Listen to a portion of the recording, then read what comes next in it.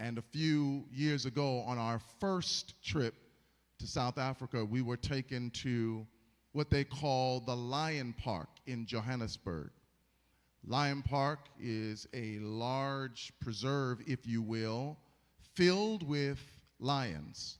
And you are able to get into a vehicle with a guide who takes you through the Lion Park. One of the things that caught my attention is the instructions given to us as we were about to enter into the Lion Park. Our guide said, you have to understand how lions see and how lions hunt. He explained this is not a zoo. These lions are not domesticated. These are wild lions. There will be no petting. There will be no touching, because you are dealing with a wild animal.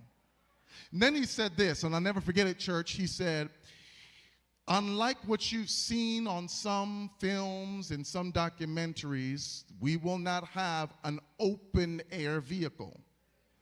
You will need to stay in the vehicle, watch this, and keep all of your limbs in the vehicle. Explain, because this is not a zoo. These are wild lions who hunt. So someone said, well, if we're in the vehicle, aren't we protected? If we don't get out, aren't we protected? He said, well, kind of. Said, because you have to understand not just how lions hunt, but how they see. He said, lions see in blocks. So what happens is they only can attack when you step away or have something that comes out of the block. He said, your safety is to stay in the vehicle with everyone else, because the lion will only attack you if you step away from the block. He said, because the nature of a lion is they go after the vulnerable. And the vulnerable are those who step away from the vehicle or stick their heads outside of the vehicle. You're going to catch me, I'm already preaching. He said, because the lion is wild. But the only way the lion can attack the seemingly vulnerable is when, for whatever reason, you step outside of the vehicle everyone else is in.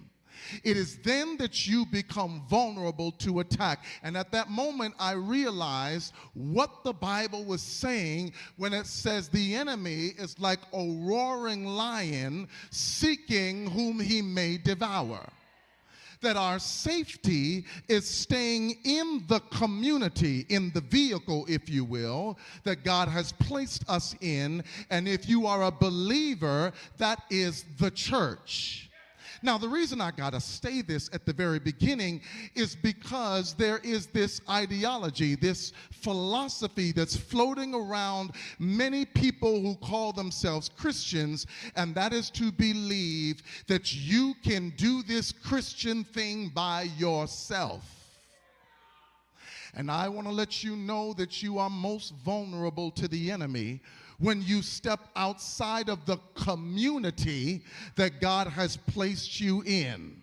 If you only pray by yourself, if you only worship by yourself, if you only read the word by yourself. I don't hear nobody praying.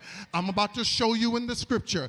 If you only have a personal relationship with Jesus that does not include the fellowship and community of other believers, you are walking through a lion park and you are vulnerable.